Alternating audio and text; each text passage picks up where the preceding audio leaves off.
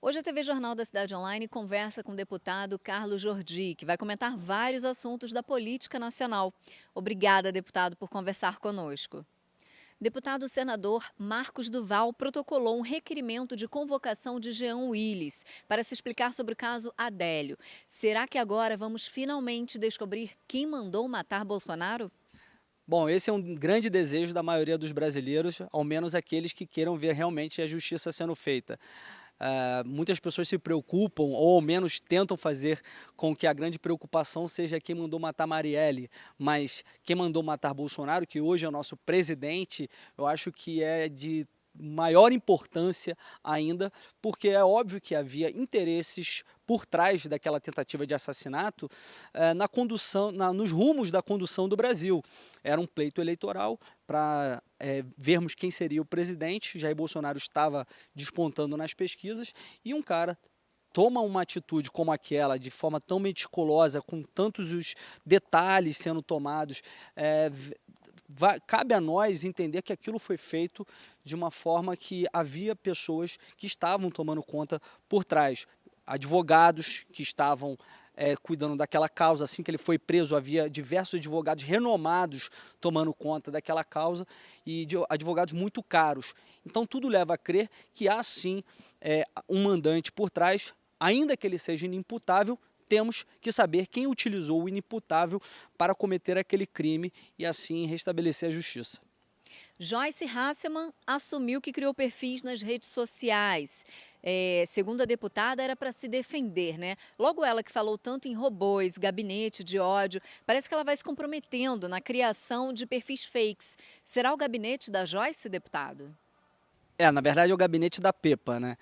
O que nós tiramos de lição de tudo isso é o seguinte, a Joyce e o seu grupo define que aqueles que fazem perfis falsos, que são a favor deles e que são contra o governo, são perfis legítimos, legais e que estão autorizados. Aqueles que fazem perfis, o povão, as tias do Zap, que fazem os perfis que é para a defesa do governo e que é contra eles, são a milícia digital e o gabinete do ódio, né? É aquela coisa, né? Faço o que eu digo, não faço o que eu faço. E a Joyce dá um grande exemplo de hipocrisia. E o Sérgio Moro, deputado, que saiu do governo atirando para todos os lados, né? Ele foi no Jornal Nacional, mostrou conversas que não comprovavam nada, expondo inclusive a deputada Carla Zambelli. O senhor esperava essa atitude dele? Teremos Moro nas eleições de 2022? Olha, não imaginava que o Moro pudesse ter esse desvio de caráter, não. Ele é um cara que eu sempre disse que é muito técnico, mas não é um conservador. Nós temos diversos ministros assim, temos ministros que são técnicos e conservadores, tem aqueles que somente são técnicos, mas ele era um cara que estava muito afinado, muito alinhado com o governo, muito alinhado com o presidente Bolsonaro, demonstrava um grande afeto, uma relação de amizade muito grande com o presidente. Ele sair dessa forma faz questionar o seu próprio caráter, o seu próprio trabalho, porque não é possível que alguém que contribuía com o governo sair dessa forma, atacando o governo no momento de crise sanitária, de crise econômica, querendo gerar uma crise política. E isso só faz com que nós tenhamos uma convicção de que há um interesse político de pessoas que, inclusive, que romperam com o governo, que têm interesse em desgastar o governo e têm interesse em levar um outro candidato à presidência em 2022 que seja uma segunda opção, uma terceira via, uma segunda opção de direita, que pode ser o caso de trazê-lo como o novo candidato da direita, o Moro 2022. E isso nós temos visto nas redes sociais, que inclusive foi noticiado que ele já vem acompanhando pesquisas eleitorais com o nome dele. O que o senhor achou, deputado, da indicação de André Mendonça para assumir o Ministério da Justiça? Eu achei uma boa indicação, desde o momento que o André Mendonça, ele por ser alguém que tem um trânsito muito bom com os ministérios, tem um trânsito bom também com os ministros do STF, ele acaba dando uma competência para o ministério e uma imparcialidade que era, acho que isso que mais estava incomodando alguns setores, a imprensa, de colocar alguém tão ligado à família Bolsonaro como seria, por exemplo, o Jorge Oliveira, Major Jorge, que hoje é secretário-geral da presidência. Eu acho que o ministro André Mendonça, ele vem para trazer muita competência técnica, saber jurídico e também essa imparcialidade que estava sendo exigida pela mídia, pela oposição e por setores da Câmara que não concordavam com o Jorge Oliveira.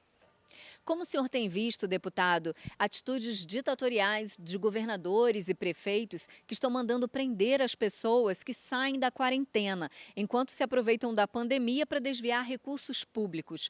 Em São Paulo, a polícia se recusou a prender trabalhadores.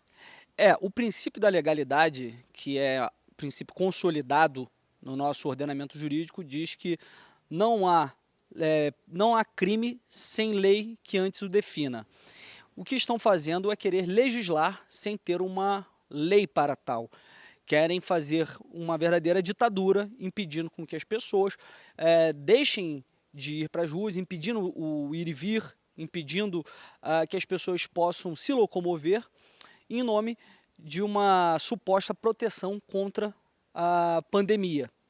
E por isso estão prendendo trabalhadores, estão algemando senhoras de idade, estão quebrando o comércio, fazendo de verdadeiros atos ditatoriais que prejudicam a nossa economia e prejudicam também os trabalhadores, prejudicam todo o sistema, e aí depois quererem colocar a faca no pescoço do governo federal, pedindo recursos para que possam novamente restabelecer a saúde econômica e das finanças dos seus estados e municípios. É um verdadeiro absurdo, porque estão fazendo com que as polícias e as guardas municipais ajam como se fossem as suas guardas pretorianas, as suas guardas pessoais em favor das suas políticas pessoais em cada um desses entes federativos. Obrigada, deputado, por sua participação mais uma vez no nosso jornal. Eu sou Camila Xavier. Eu sou o deputado federal Carlos Jordi. Direto de Brasília para a TV Jornal da Cidade Online.